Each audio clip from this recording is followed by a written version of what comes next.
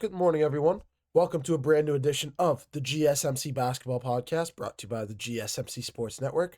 As always, I'm your host, Mayor Fatemi.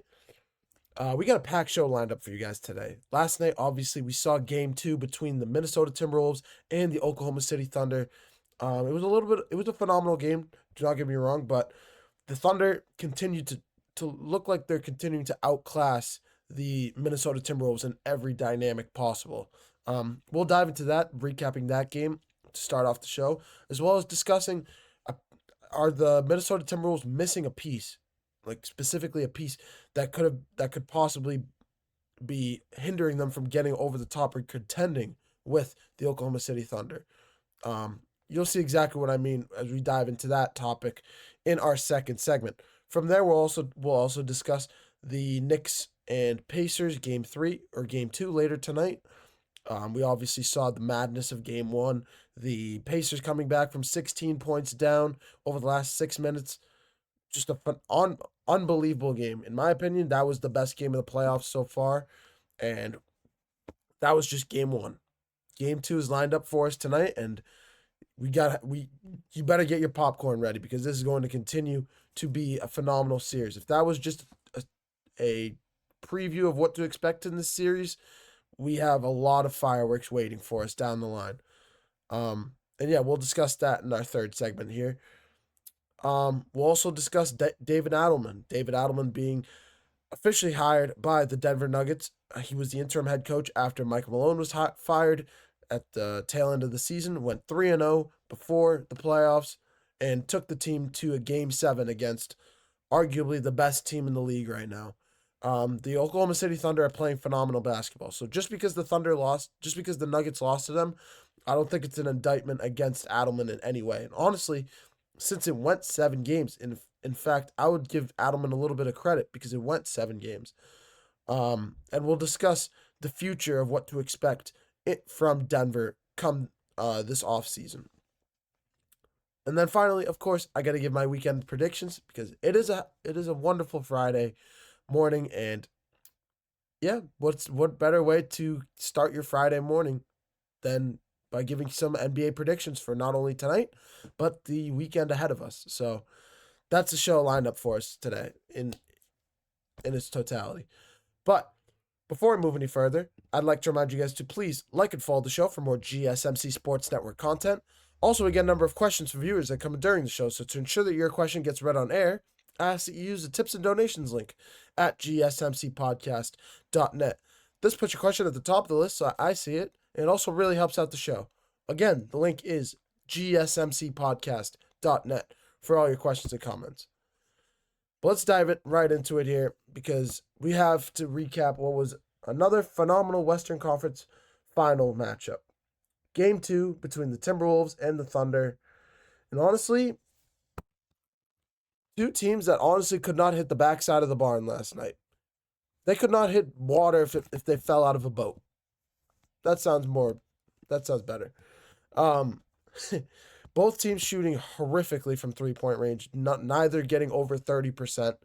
But it was still the Thunder that cleared the way for it was still the Thunder that still ended up pulling out this game.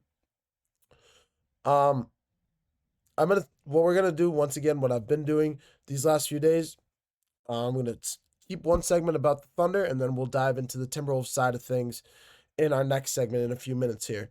But when we're looking at the Thunder's perspective in this game, first things first, I want to give a lot of love to Jalen Williams. Jalen Williams is a player that has been struggling throughout these playoffs, has been not hindering, but has been looking to grow into that number 2 option for the Oklahoma City Thunder. In every game that's played in the playoffs, it not only boosts his confidence, but he's getting more and more experience. This is his experience right now.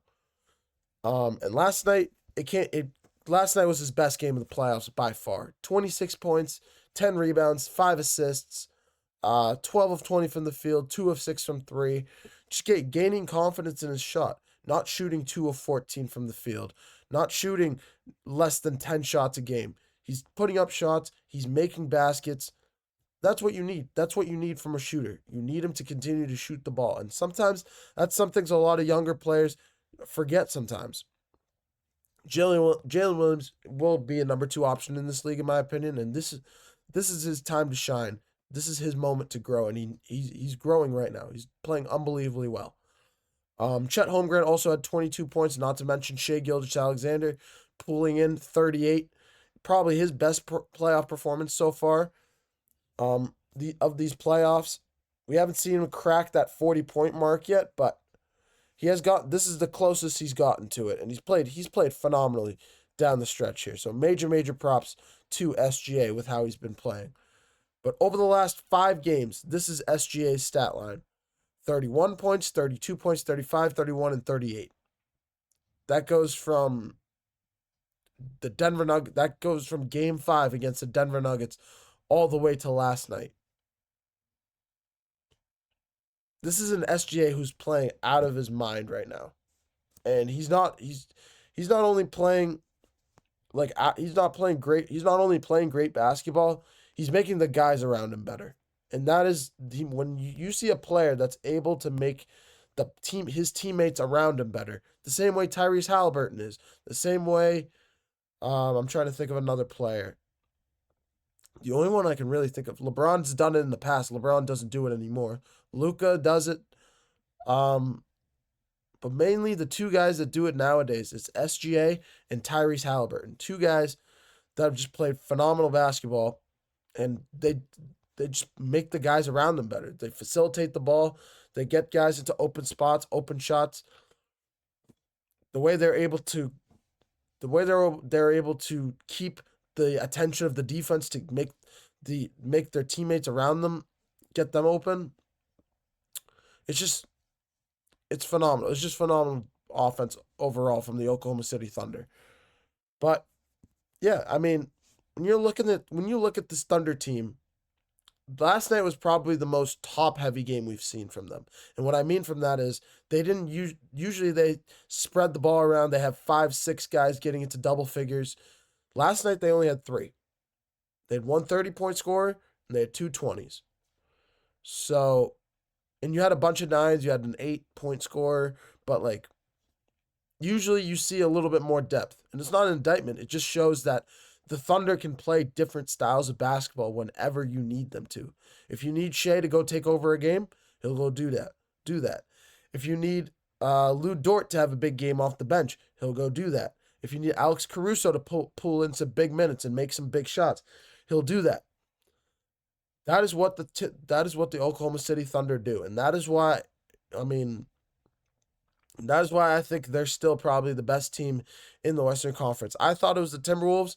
I thought if Anthony Edwards had a bounce back game, I thought the Timberwolves are going to come back and tie this series up at 1-1. And Anthony Edwards did have a good game, and we'll talk more about that in the next segment. But when you look at this Thunder team, it is almost impossible to beat them it's almost impossible to beat them without multiple reliable scorers. And yeah, that's kind of giving a sneak peek into our next segment here, but you need more than one reliable scorer if you are to beat this Thunder team. The reason why the Nuggets pushed it to 7 games, because they have Jamal Murray and Jokic. They have Aaron Gordon, and they have, Christian Braun showed up a little bit later in the series, but he still did. You saw Jordan Strather have a big Game 6 in the fourth quarter. Fourth quarter in Game 6. This is what I'm talking about when I'm saying you need guys like that to knock off this Thunder team. You need guys to step up in big moments. And honestly, we haven't really seen the Timberwolves players collectively do that. We've seen sporadically one guy does it here, one guy does it there. But when one guy does it, another guy takes a step back. Once again, we'll get into that in the next segment here. But yeah, when we're looking at this Oklahoma City Thunder team, we have to give credit where credit is due. This is a phenomenal basketball team that is most likely, it's not official yet by any means, but most likely this team is going to the championship and is going to win the championship. And it's going to go back to exactly what I was talking about yesterday with SGA. SGA wins MVP, a championship, and finals MVP. If he does all 3 of those, It's pretty much indisputable that he's he's the best player in the world right now. And it probably puts him somewhere in the top, at least in the top 50 players of all time, because this has only happened one other time or 15 other times in NBA history where a player has won the MVP, championship, and finals MVP. And the last time it happened, it was LeBron James in 2013. So this is the company that SGA is being compared to right now. It's just this just doesn't happen anymore, plain and simple. But yeah, when we look at things like this, 118 to 103, 2-0 series lead going back to Minnesota. I mean, unless the Timberwolves are able to take out the Thunder not only once, but twice.